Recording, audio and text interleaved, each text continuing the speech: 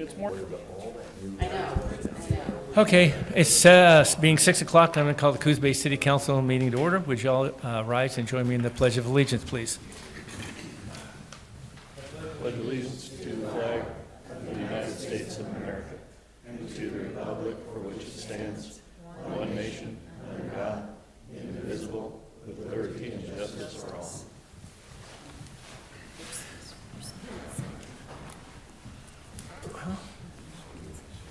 No, we don't have a meeting.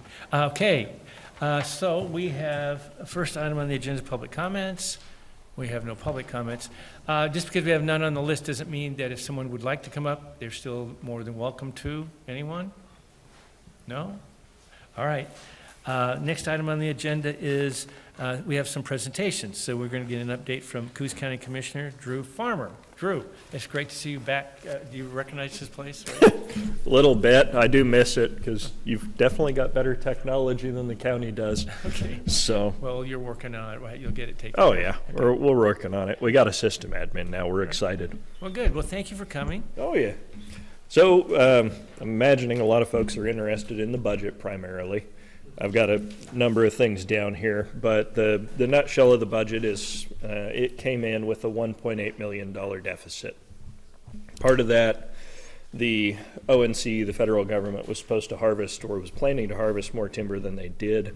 So that was $1 million that didn't come in. The deficit would have otherwise only been $800,000. In this case, it was $1,800,000. We did some cuts around just some efficiency cuts. We took some money out of interest rates on grants that hadn't been expended yet, some other areas, and we were able to cut it down from 1.8 to just 1 million, which was a push, with some money coming in from things like the parks. Parks contributed 100,000 out of their budget because they're revenue generating. From the 1 million, we had to do personnel cuts. So we had 6 personnel cut. We've got one from surveyor. Some of these folks are going to be repositioning to open slots elsewhere in the county, but one position from surveyor, one from assessor, one from clerk, one from crime victims assistance, and 2 from juvenile. And the juvenile aspect is because of a restructure. So the juvenile department is being tucked under community corrections, and by doing that we were able to take out some of the management section of it, and that saved quite a bit. I think those 2 positions alone took $300,000 out of the deficit. From there we used timber reconciliation funds. So when our forestry department budgets, there is sometimes money that doesn't get expended. That rolls into what's called the reconciliation fund. It sits there. It was about $800,000 at this point over the course of years and years. So we spent the remaining just under $400,000 out of that fund. Not a sustainable solution, but we were able to get away with just cuts, 6 of those cuts and no further cuts to patrol or jail. If any other cuts had to come out of public safety, it would have been patrol because we've got a statutory requirement for the jail. And that would have taken us from currently 20 hours a day we have patrol 7 days a week. If we had to make the cuts, it would have gone to 10 hours a day, 7 days a week. And of course, more than half the population of the county lives on county land, so that is a problem. But we were able to avoid it this time. We're going to have solutions by this next budget cycle. So some of what we're working on, folks ask everybody a lot about the Elliott Forest. I'm sure I get questions about it.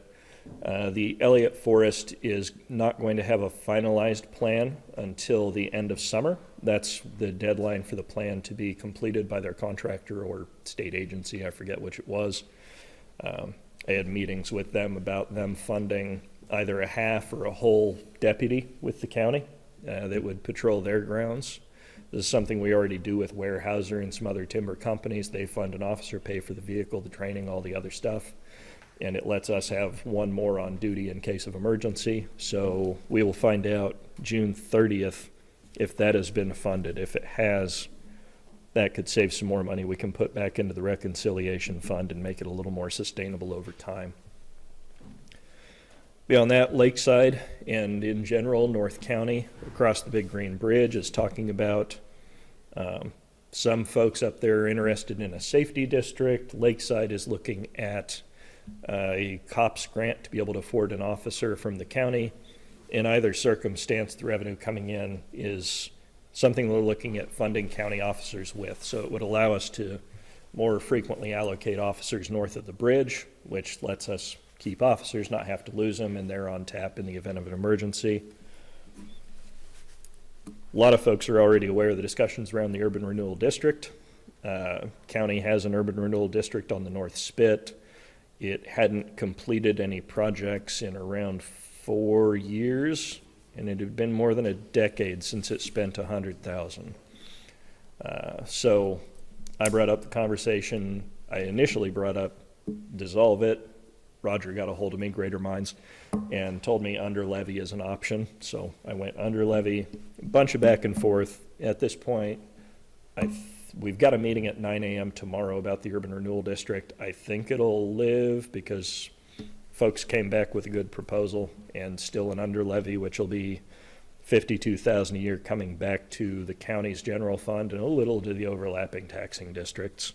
But the core that John and I have tried to express at all the meetings is it's not a statement on urban renewal districts as a whole. It's just our urban renewal district we're looking at, and we weren't seeing as much use out of it as we see cities use it. So they have their place is the message we've been trying to send, but just not as much with us right now.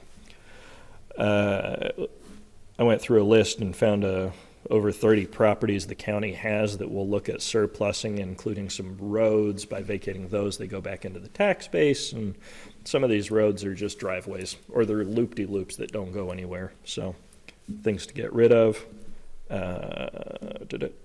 We've got more department restructures coming. That's going to cut some additional cost. Don't know exact dollar amounts yet, but you'll see some changes in the structure. Parks is one of the areas we're looking at expanding as a revenue generator. So Parks was able to contribute $100,000 into the general fund this cycle because they are revenue generating. Folks will probably already know our tax base for the county's portion is $1.08 per thousand. So we don't get much. And if I did my math right, $100,000 would have taken a business that's roughly, or an assessed value of $92 million for a property, which that assessed value would be the third largest property in the county. It would be right behind RFP, Roseburg Forest Products, and Bandon Dunes. So the parks generate a lot of revenue without causing a lot of trouble. We don't interfere with a lot. And since the guidance from the state and the feds over time has been to move less and less cutting of the forests, parks are something we can use in the areas they said we can't cut. So it turns something that's not making money into something that's making money. And also I've been eyeballing how we can implement a safety fee on the spaces. So Bandon Dunes was able to contribute about $1.6 million in this budget just because they put a voluntary safety fee on their rooms. Occurs to me, why don't we do it on the RV slots? They're tourists, I'll take their money. So that was brought up.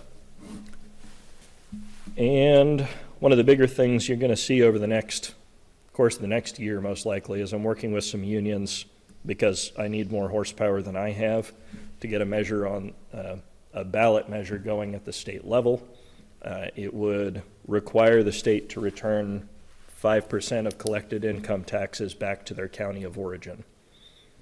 So it wouldn't raise anybody's income tax. It would just require that the state return 5% of income tax. Right now, it doesn't matter how much money people make within the county or within a city, none of their income taxes come back. So unless people are building, you don't get an increase. And because there's a 3% restriction on how much things can increase on properties, income tax taking back a portion makes more sense. It evolves with time. What would that number be for the county? The county, $4.8 million. And One pod at the jail without administrative staff is 800,000. With administrative staff is about $1 million per pod, 49 beds. We have 49 beds open right now, so that would be 250 beds at a cost of about $4 million if we went that big. I don't think we need to. When 2 pods were open with 98 beds in total, they only had 7 premature departures in the course of an entire year. You still have to pay for the district attorneys, right? Yeah, so if you don't pay for all of the jail cells, I mean, if you open one more jail cell, $1 million, you've got 3.8 million remaining, and I haven't gotten a response from the DA, I think because we were all in budget mode, and I might have gotten lost in the train, but I want to know how many DAs we need to be appropriately staffed. Like, for example, right now, we have 2 deputies on shift in patrol that provide 20 hours of coverage a day. What we should have is closer to 5 officers on patrol 24 hours a day. So the dollar amount is drastically different. And then for our narcotics team, we have 1 person allocated. We should have 1 sergeant plus 5. So I think Sint was allocated 384,000, and it should be closer to 1,384,000. But you had mentioned when you were talking about the jail, Mhm. the statutory requirements Yep. of the county when it comes to public safety. What are those? The county is required to have a jail. That's it. To the extent I'm aware, it's required to have a jail. We've got 1 pod, and nobody from the state has stopped that over time. It's not the first time the county's been down to 1 pod, so it's meeting its minimum legal requirement. Chief, you got any comment on that? Is that pretty accurate from what you're understanding? Chief will know more about this than me. No, I mean, I think that's accurate. Obviously, 49 beds is not adequately No. enough available space for what we need in our area, but yeah, I think that's the minimum. I think I'm just, in January, it might have been January and February, just between those 2 months, there were 17 early releases, whereas there were 7 in the entire year, the year prior, when 2 pods were open. of course, we know that there's an issue as far as from within the city in making arrests, and because there's a clock that starts ticking. I mean, you've been on this council yeah. before, so you understand. Yep. Is it possible that cities aren't bringing as many folks to the jail because we know that there's an issue with having people? It's Yeah. rhetorical more than anything else. Yeah, that'd be I one don't the sheriff expect you to knows. I answer. don't Yeah. really. So, I wouldn't think so, thank though, you. because of how many people I see walking around the streets in Coquille now, because they don't always get rides back, so. Which I remember was an issue before anyway, so.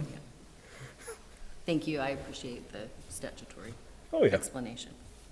And then the sheriff is not statutorily, technically required to provide patrol at all. Some counties have landed where they didn't have any. So we were lucky to be able to keep it.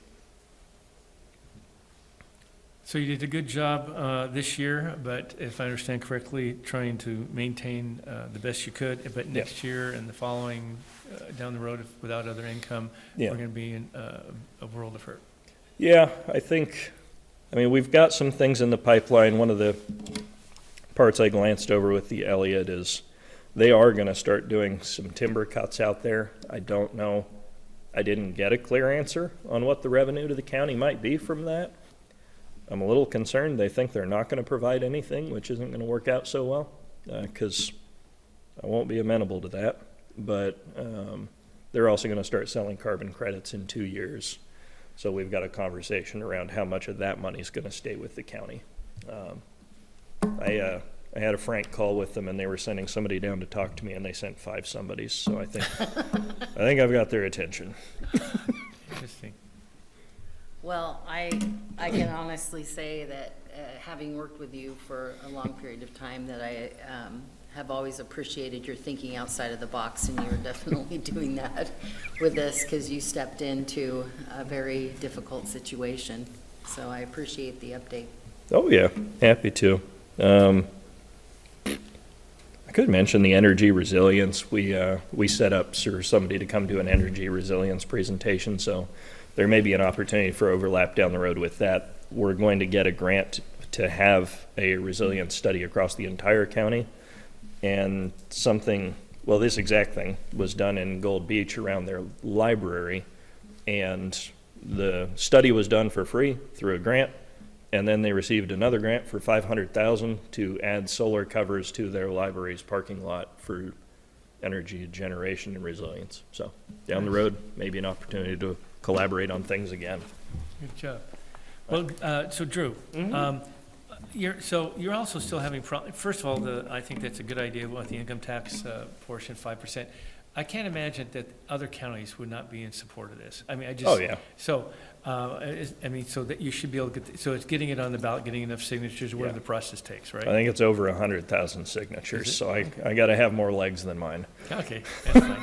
And then, do you have any idea what your PERS went up this year by any chance? Oh, offhand, I don't. Okay. A lot. Yeah, ours went up 19%.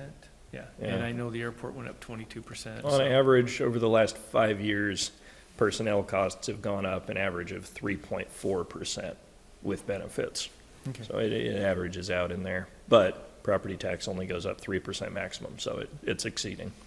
And one of the discussions on the urban renewal, I'm not sure where it's going to shake out since your meeting's tomorrow, but when we had that one urban renewal meeting, it was discussed about putting in a park or an RV facility to generate income. Is that something that if you decide to keep it, that you would be willing to do? Oh, yeah. Because it could generate income. And Yeah. Yeah. No, we've got 35 parks and only about 4 revenue generating right now, so. Yeah, and Todd Gorgon said during, I don't know, whatever event it is, he'd rent the whole place out, so. Anyway. Oh, yeah. Yeah, so, ATV takeover. okay.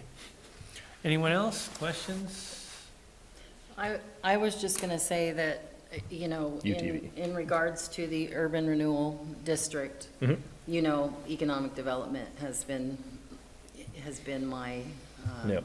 my thing. And it is a long game, and we do have some things that are happening in this community, or that will probably happen. And, I think, I know you understand it. So I appreciate that you're taking that message to the public. Sometimes it gets forgotten. If we have economic development, then it changes some of those other things that you're struggling with as a county. Yeah. But I get where you're coming from. I just, Yeah. don't go too fast. Unfortunately, the scale that's needed becomes a problem too. So Yeah. to get 100,000 in property tax revenue, you have to have around $92 million in assessed value. But on the other hand, Rob Crocker was at the Housing Summit last week and said there were 3 factors he looked at when he first came back here for development, and it's the reasons Coos Bay were his landing point. It was a Main Street program, willing staff and council, and an urban renewal district. So it does play a factor. Yeah, and I don't know what the county's portion is, and one of the big crux in my support of it, besides what it does, and can help facilitate economic development, is if we were to eliminate our urban renewals in our city, $700,000 would go back to the state. Yep. And so, I don't know what it would be for the county, but that's $700,000 that I believe that we could find a way to spend and invest better than the state does.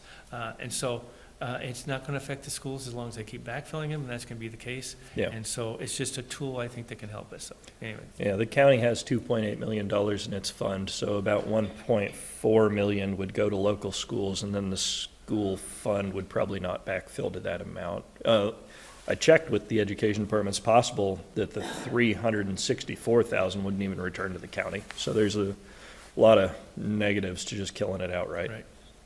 Well, anyway, I appreciate it. I appreciate all your work, and we Oh, wish yeah. you here, but I'm glad that you're in this position that you're at. Anyone else? All right. Thanks again, Drew. Oh, yeah. All right. Thanks, Commissioner. Yeah, Commissioner, I apologize. I've got to get used to that. Next update, unfortunately, I don't see Greg Drobut in the audience. He's virtual, though, and so I appreciate, Greg, that you're coming on and giving us an update on the Timber Cove Estates project. I don't know if you have a house in yet, right? But it's on the way. All right, Greg, I'll turn it over to you. Yeah, good evening, everyone. I'll give a quick update, but I do have a video to play. If I play that, do you think it would be viewable? Christine, Yes, I can try to make it bigger. she says yes, it'll happen. Okay. All right. I'll give you, maybe I can, am I able to share my screen? You're not able to share your screen? You're large now you're large on the screens here. Okay. So- He just shares his screen. If you share your screen, I guess she says, that should work.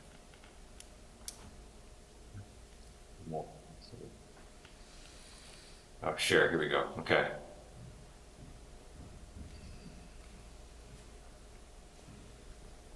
All right, can you see that? Yes, we can.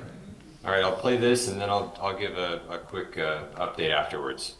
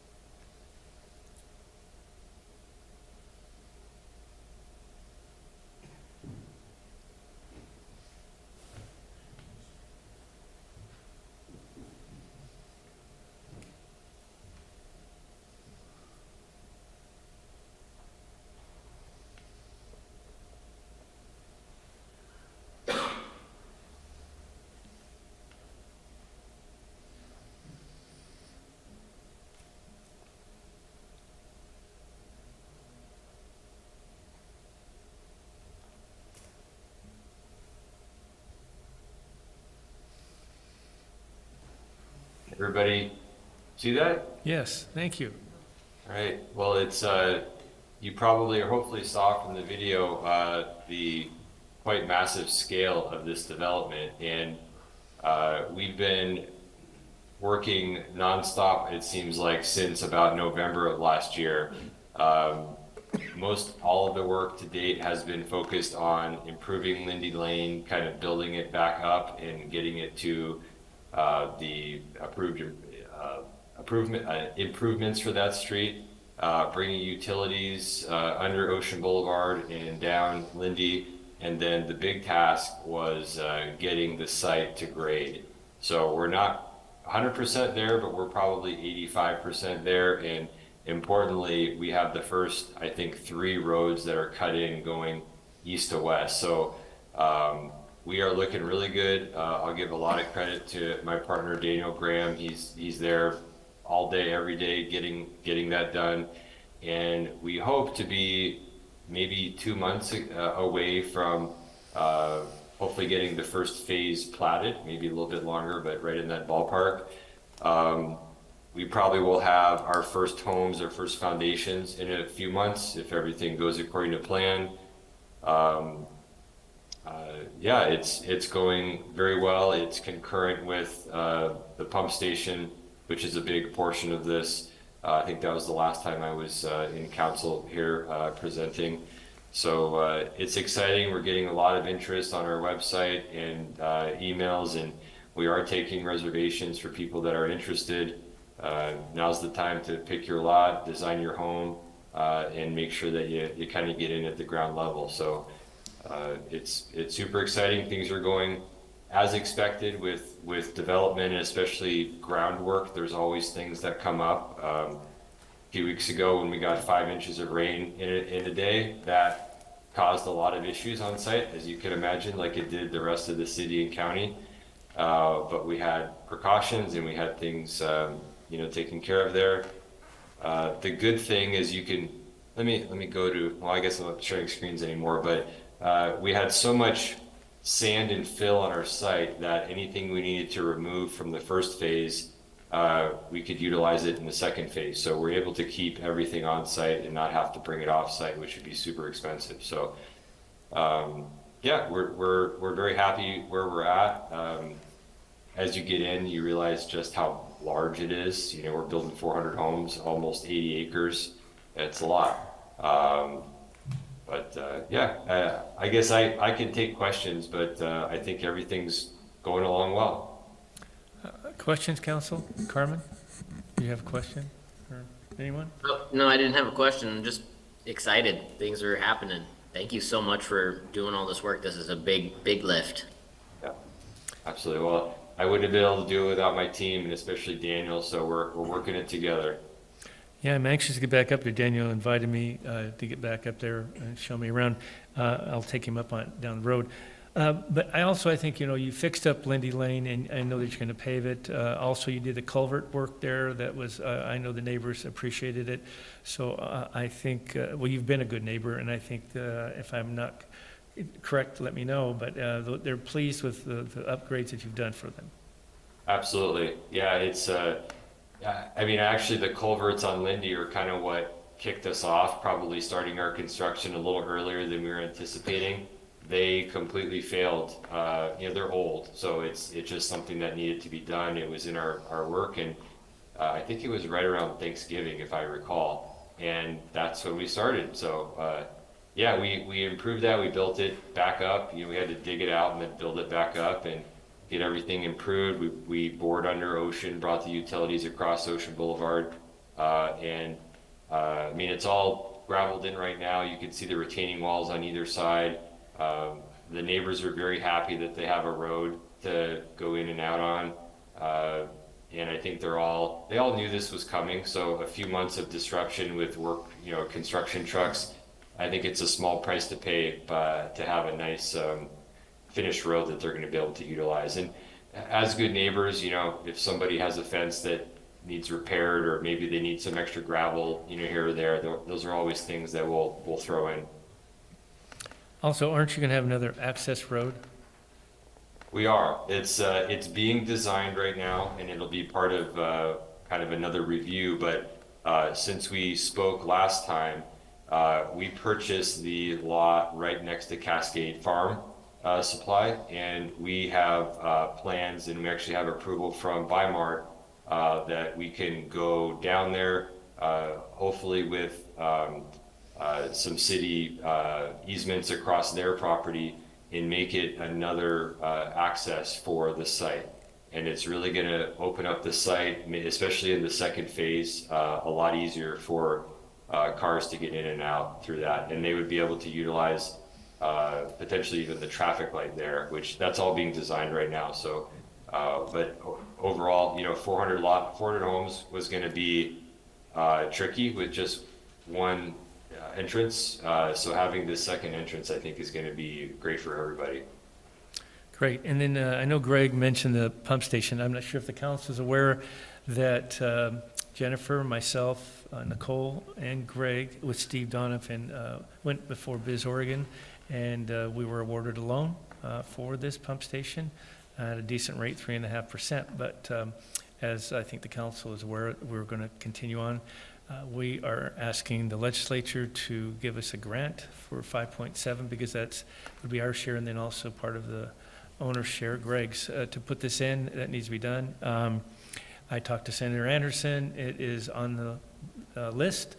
I understand it's called the Christmas tree list, so I hope that there's some of the ones that we can talk to legislators, if you know anyone, that we need to get that passed. And so hopefully that'll come through. So anyway, I do appreciate everyone going up and making the pitch and getting that done. At least we do have a pump station for Greg to hook up the homes, which is really important. So that's it for my questions. If anyone has one before we let Greg go.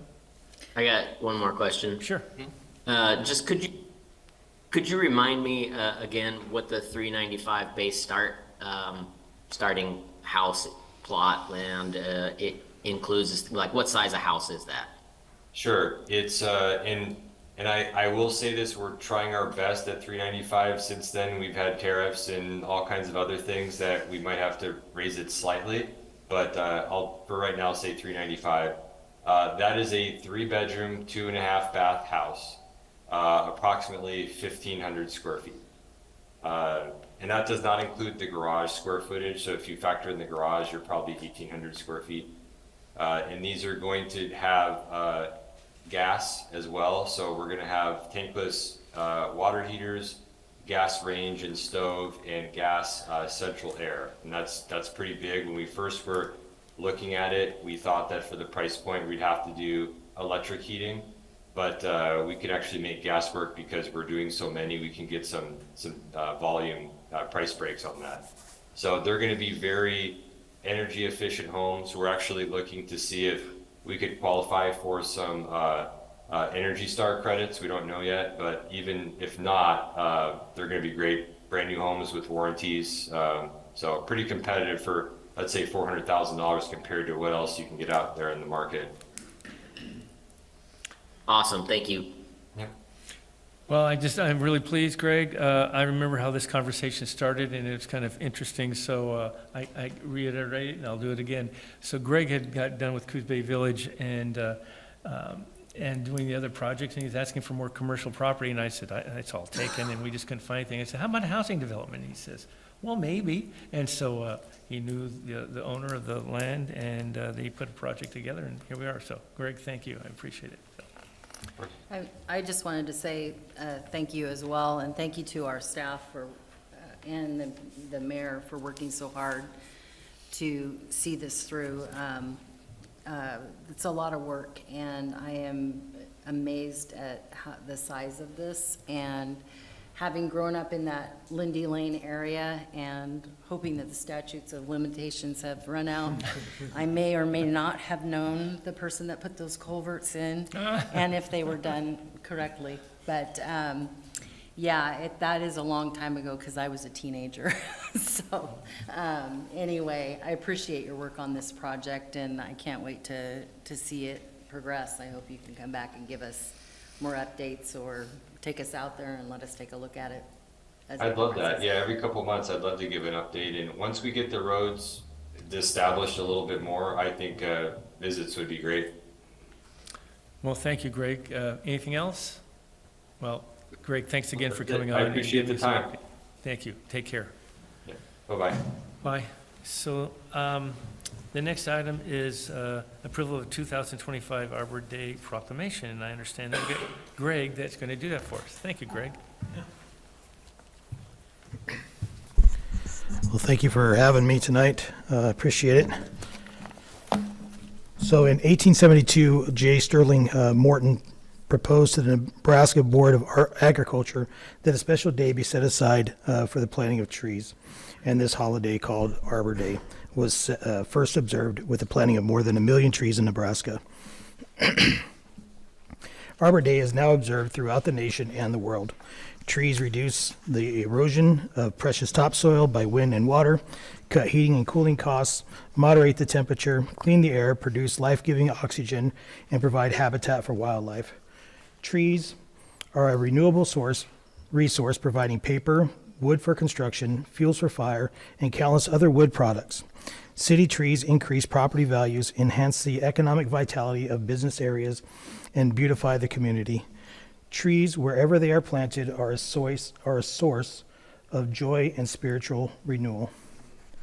If it pleases council, approve the proclamation establishing the April 26, 2025 as the Arbor Day within Coos Bay. So I'll read the proclamation. Whereas in 1872, J.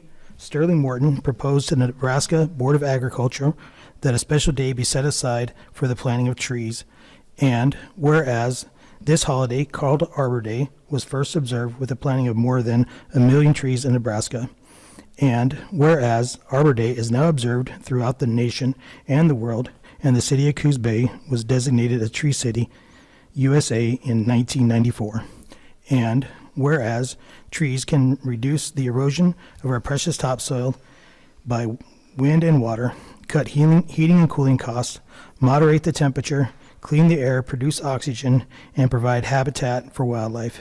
And whereas trees are a renewable resource giving us paper, wood for our homes, fuel for our fires, and countless other wood products. And whereas trees in our city increase property values, enhance the economic vitality of business areas, and beautify our community.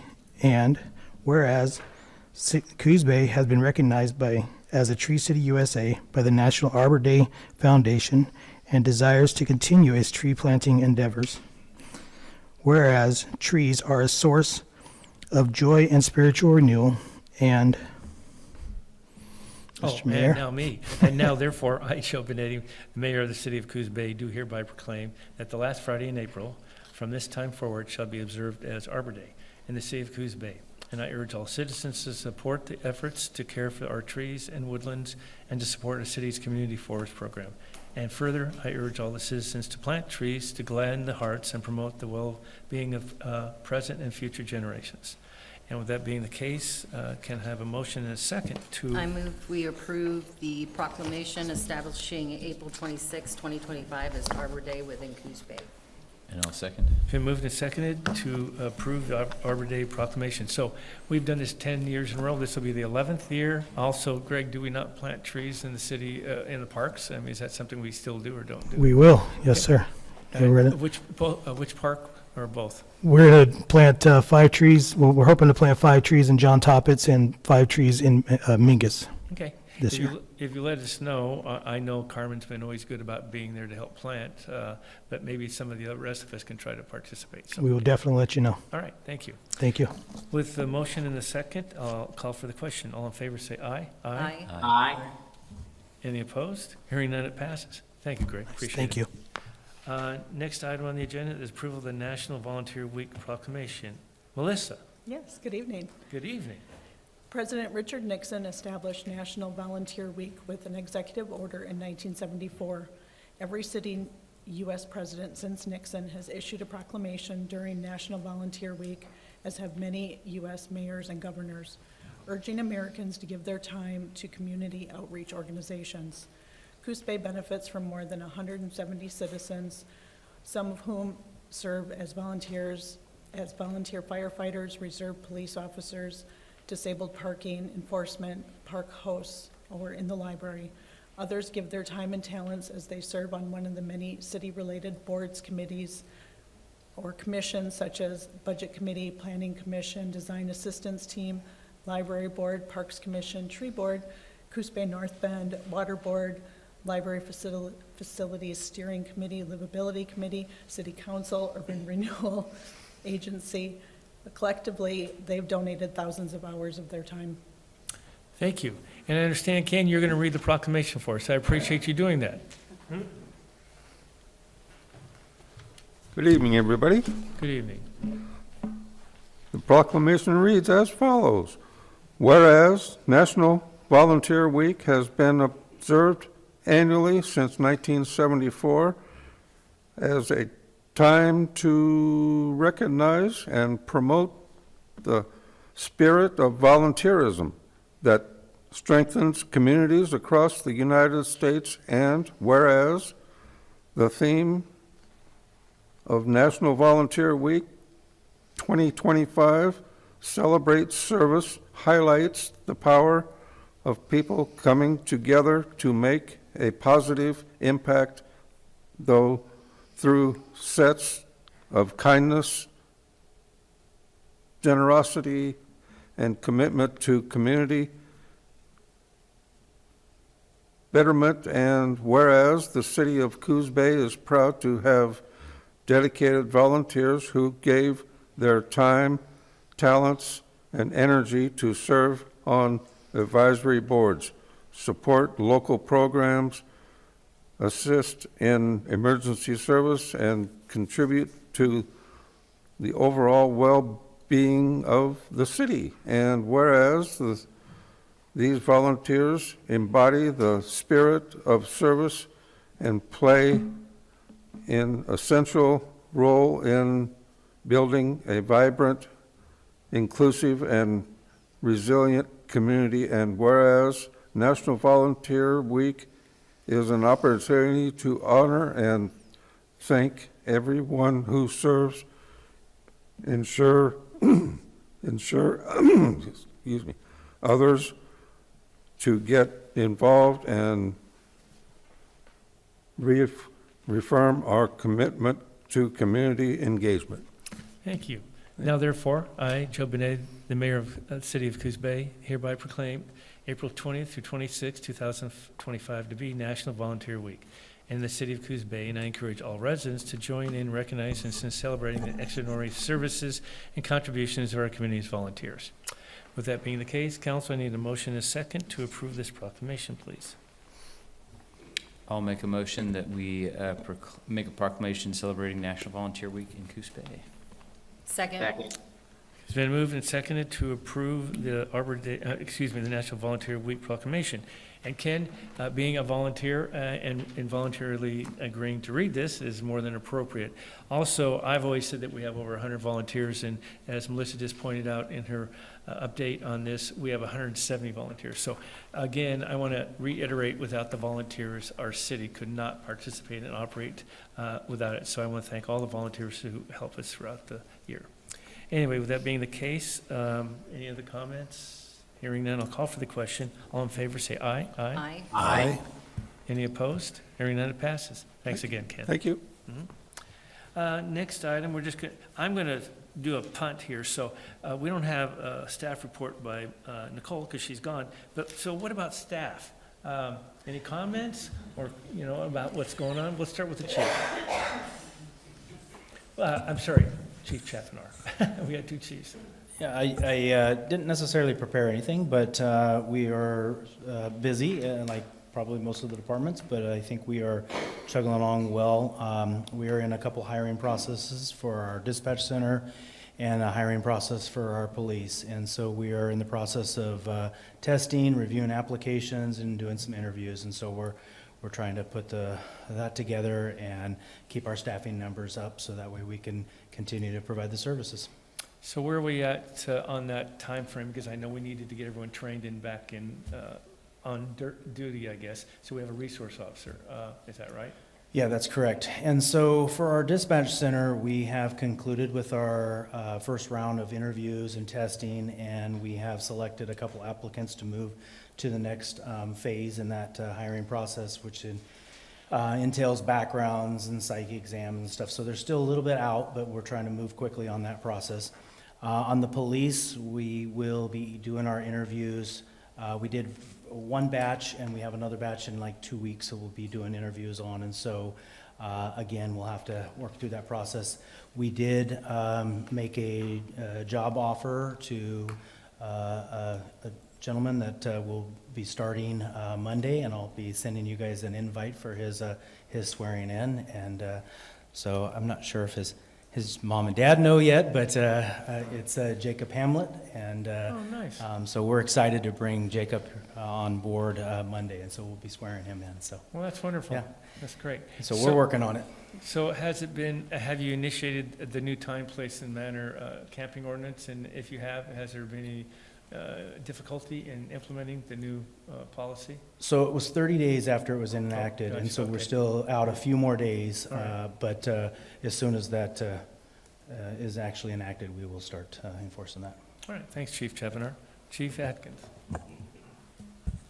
Good evening. Yeah, we're also very busy at the fire department. As normal emergencies, we always respond on. In addition to that, we have a assessment center on Thursday for our new battalion chief to replace my position. And the following week will be for a firefighter engineer. So we'll get back to full staffing. So definitely a couple busy weeks, but then once we get them on board, after they go through a medical background and criminal background, they'll be in training. So hopefully around June 1st they start, and by July they're on board and ready to go. All right, thanks. Jennifer? Okay. Public Works has been busy. Operations has been out there fixing potholes and doing a lot of mowing. They also put the floats back in at the Empire Boat Launch. Water quality has been moving along with a lot of cleaning. They're going to be presenting here pretty soon to talk about the downtown cleaning. That's going to be a big effort. The Plant 1 Phase 1 upgrade is on schedule and anticipated to be complete September of this year. And then engineering, we're just gearing up for our construction season. Okay, thank you. And Melissa, I think you found all kinds of money to help us with this budget season, right? Yes.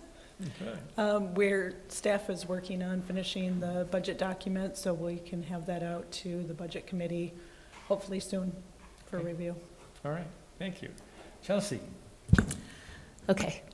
Community development is also working through hiring. We recently lost our planner one and a codes planning specialist, which I like to refer to as the VIPs of the department. They're the face person you see at the counter. So we're working through hiring to fill those positions. We are also, if you see, everybody in here, we're working on the Bay Area Hospital Opportunity Site project. We have a survey out asking for public input about what are people's ideas, thoughts, what could this property be used for. So please, if you have time, there's a QR code, fill that out.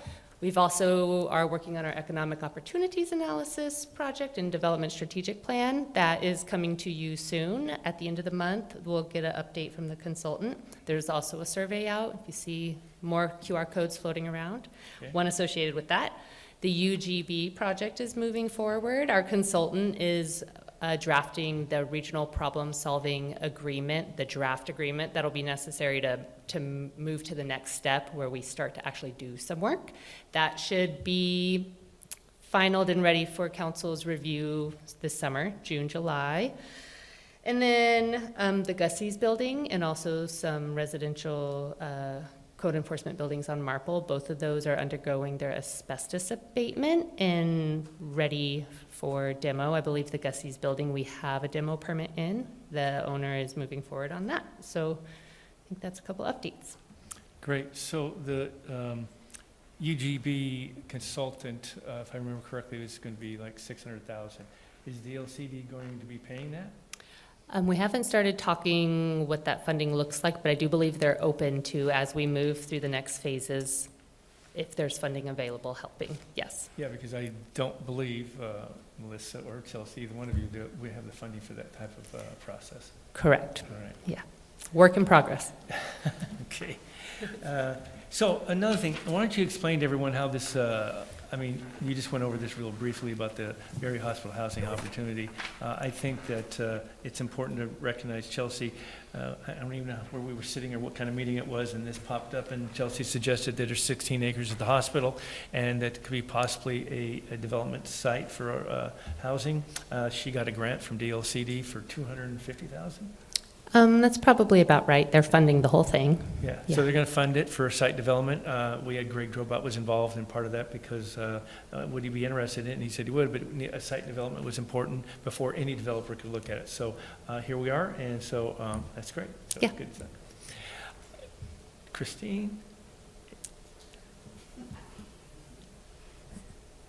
Well, we're busy in the city manager's office as usual, assisting all of these directors and department heads.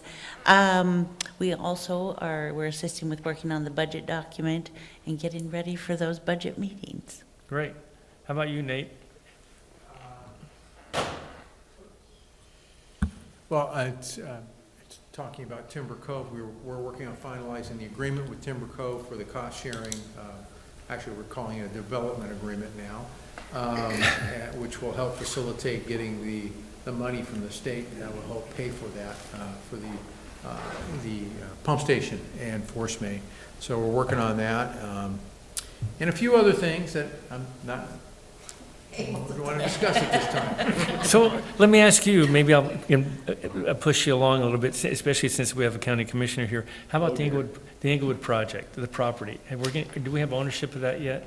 No, we don't. That's one of the things that's on my list of things to do. I have to admit that the Timber Cove's kind of been a priority. Okay, sure. So we're going to be getting on it. In fact, I sent myself an email today to get on that. All right. All right. Council comments. Jacob. Yeah, the only comment I've got right now is that if you're out in the Empire area, we've got Sunset School has our science night open to the community and families, and really anybody who likes science. That's going to be this Thursday at 5:30, and there's going to be food provided and lots of awesome events for kids. So if you guys can make it out, it's going to be an awesome event. Great. Stephanie? Well, and if you want to start your day early on Thursday, Coos Bay Downtown Association is starting and implementing a quarterly membership meeting. We usually do one annually around the first of the year, but they're going to do what's called the Morning Boost, and it is basically an hour. Well, they'll give you like a continental breakfast, and they'll have a topic. This topic this time is Investing 101 with a guest speaker, Pam DeYoung from Edward Jones. And it's a good opportunity for businesses to gather and network for that time period. Current and prospective members, if you're thinking about, you have a business and you're thinking about, or an individual, honestly, joining the Coos Bay Downtown Association, that would be a good opportunity to learn more about that. Also, wanted to mention we are 3 weeks away from the opening of the Coos Bay Farmers Market, and this year is the 25th year, if you can believe that. So we're pretty excited about that.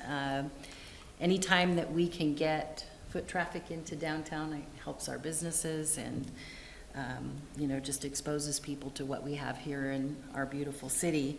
I did want to mention that the Morning Boosters is going to be held at the Coos Bay Library from 8 to 9 a.m. Jacob, you have a comment? Yeah, I just wanted to ask, since it's the 25th anniversary, is there like some sort of kickoff party or anything special for the farmers market? That's a good question. I will find that out and send an email, and if there is something, then we can maybe get that out to the council and the community through the newsletter. Cool. I think Harv's listening, so he'll probably get you. He is on there. I Yeah. see him. So you promise sunshine for that first one? Well, there's a 50-50 chance. Okay, I like that hedging, yeah. Can't be wrong there. Troy? The way you did the city manager's report tonight, I just wanted to recognize that the city is a large organization with lots of moving parts. And then, which is hard enough if you're in private industry, and then if you add politics into it, where things change on a dime's notice, you guys have to deal with these things on a daily basis, and you do it without so much as any hitch. And I just want to recognize all the hard work that you do, and you make it look seamless. And I know for a fact it is not. So, thank you. You bet. So you mean, when you said politics, you mean council? Yeah, Yeah, and that's true, because they stay here. Counselors come and go. Right. Legislators come and go, and the staff is tasked with trying to figure that out and manage whatever direction politics or legislature moves them. Yep. And it's not easy, and they do a nice job. No, they So, do a very good thank job. you. Yeah. Carmen? All right. Well, first off, I just want to say thank you to Commissioner Farmer for coming and giving us an update. That was really nice to hear from what's going on in the county. That's new to me. So yeah, thank you. Thumbs up. Also, just wanted to say thank you to Greg and Daniel for all the hard work they're doing out there at Timber Cove. Seems like things are really moving and shaking, and I appreciate the update there as well. Things that are going on. I just wanted to say thank you to Oregon Bay Area Beautification. They did a cleanup again last weekend on the 12th out in the Empire area. They do a cleanup a month. If you're looking for ways to engage and help beautify our community, they are a great resource. They filled a huge dumpster and did a bunch of work. So that's a big thing. But, Earth Day is coming up. The Solve beach cleanup is coming up this weekend. Partnering with the Surfrider Foundation, there's a cleanup at Bassendorf Beach at 10 a.m. on Saturday, the 19th. So it's a great way to wake up and, go out and appreciate the sunshine and our beautiful beaches and get ready for Earth Day celebration. And other than that, I just wanted to say Happy Easter to everybody, and I hope everyone has a good evening. That's all I Thanks, have. Carmen. So I want to thank you, Carmen, for filling in for me at the Mayor's Walk. I understand you had your dog with you, and I also understand that you had a pretty good turnout, right? So that's great. Yeah, it was like 45 people or something. It was crazy. That's wonderful. And, So and one dog. Well, I One wild sure one. appreciate it, so thank you for doing that. My pleasure. And I also had the opportunity today, and Troy was there, and I'm not sure if anyone else was there. Senator Merkley and Congresswoman Hoyle had a town hall meeting. It was packed at the North Bend Community Center. There's over 200 people. It was great to see the turnout and questions, involvement. They were able to meet with us beforehand, answer a few questions and our concerns. One of the things that I appreciated Senator Merkley mentioning is that telling people get off the couch and go do something. So and get involved. I think we have 170 volunteers that do that, plus our staff. So we have a lot of people that get off the couch and do those type of things. So I want to thank them for coming. I think that's great. And I also want to end on, like Carmen said, Happy Easter, everyone. Have a good time and enjoy your families and time. We don't have a urban renewal meeting this afternoon, or this evening, I should say. So therefore, this is it. And I'll go ahead and adjourn the meeting. Thank you, everyone. Thanks, everyone.